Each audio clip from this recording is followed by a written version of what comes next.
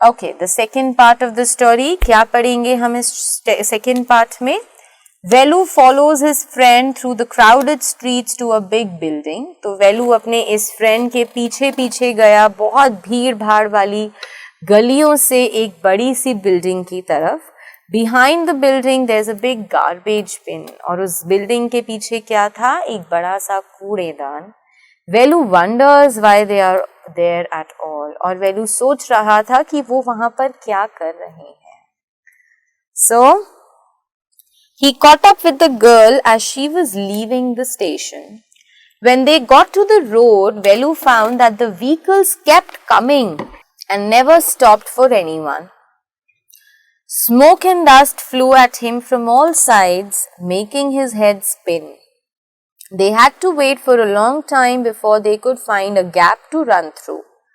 Velu kept hesitating and the girl finally dragged him to the other side. So, he caught up with the girl. Caught up with the girl मतलब वो finally उसने भागकर उस लड़की के पास पहुंच गया वो as she was leaving the station. तो वो लड़की स्टेशन से बाहर निकलने ही वाली थी जब वेलू ने उस लड़की के पास पहुंच गया. When they got to the road, जब वो दोनों रोड पर गए, Velu found that the vehicles kept coming and never stopped for anyone.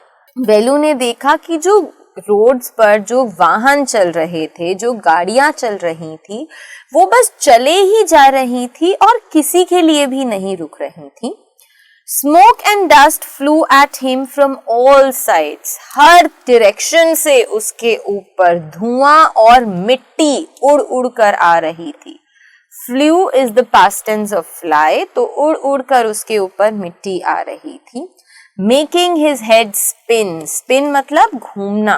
उसे चक्कर आने लग गए थे. इतना धुआं, इतनी मिट्टी थी कि उसका सर घूम रहा था. They had to wait for a long time before they could find a gap to run through. उन दोनों बच्चों को बहुत देर तक वहां खड़ा रहना पड़ा. ताकि किस लिए खड़े हुए थे वो? क्योंकि वो एक गैप ढूंढ रहे थे, गाड़ियों के बीच में से जगह ढूंढ रहे थे कि कोई तो गाड़ी रुकेगी. जब गाड़ी रुकेगी तभी वो रोड क्रॉस कर पाएंगे. तो वो खड़े रहे ताकि उनको कोई गैप मिले. वेलू केप्ट हेजिटेटिंग. क्योंकि वेलू तो पहली बार यहाँ आया था, तो वेलू जो था वो बहुत हेजिटेट यानी बहुत हिचकिचा रहा था. And the girl finally dragged him to the other side. जो लड़की थी उसने फाइनली वेलू को पकड़ा और उसे खींचकर दूसरी तरफ ले गई. ड्रैगिंग, खींचना. What do you think you are doing? Grazing cows?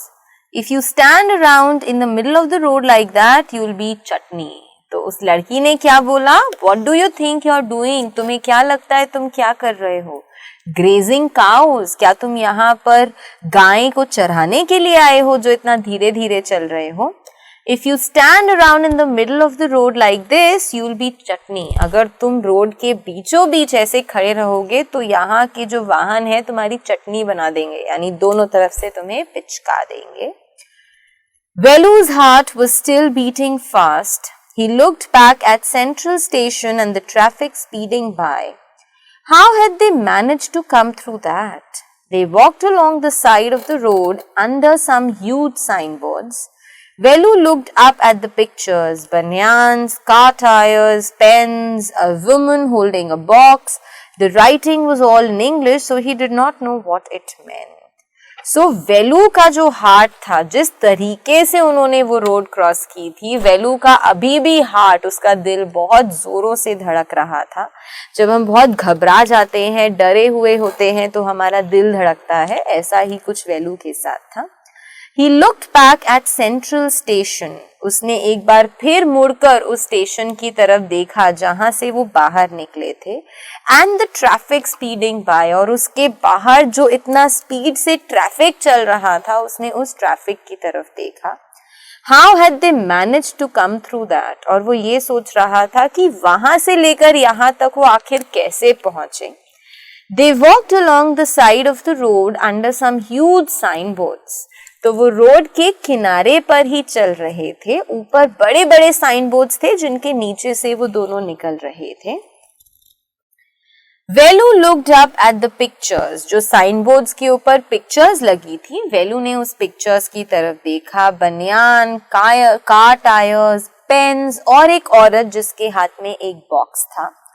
The writing was all in English, so he did not know what it meant. उन साइन बोर्ड्स पे जो भी लिखा था वो सब कुछ इंग्लिश में लिखा हुआ था और इसीलिए वेलू को नहीं पता था कि उसका मतलब क्या है। The girl turned onto a wide bridge and walked up. Velu stopped and peeped over the railing. Under him, the road ran into the city. In the distance, he could see huge buildings and towers and more roads. So, जो girl थी, she turned into a wide bridge. एक बड़ा सा bridge था। Bridge हम सबको पता है जो पुल होता है, तो एक बहुत बड़ा चौड़ा सा पुल था, वो उसके ऊपर चढ़ी। Velu stopped and peeped over the railing. Velu रुका और उसने जो ब्रिज की रेलिंग होती है, जो किनारे होते हैं, ही पेप्ड ओवर मतलब ऊपर से नीचे झांका। Okay, sorry, peeped over the railing, I am so sorry. तो उसने ऊपर से नीचे झांका। Under him the road ran into the city. उस ब्रिज के नीचे एक सड़क थी जो कि उस शहर की एक बहुत चलती फिरती सड़क थी। In the distance he could see huge buildings and towers and more roads. और कुछ ही डिस्टेंस यानी कुछ ही दूरी पर उसे बड़ी बड़ी बिल्डिंग्स, बड़े बड़े टावर्स और रोड्स दिख रहे थे। See that big building with the wall around it? If you're not careful, you'll soon be counting bars there. The girl grinned and pointed at a huge building.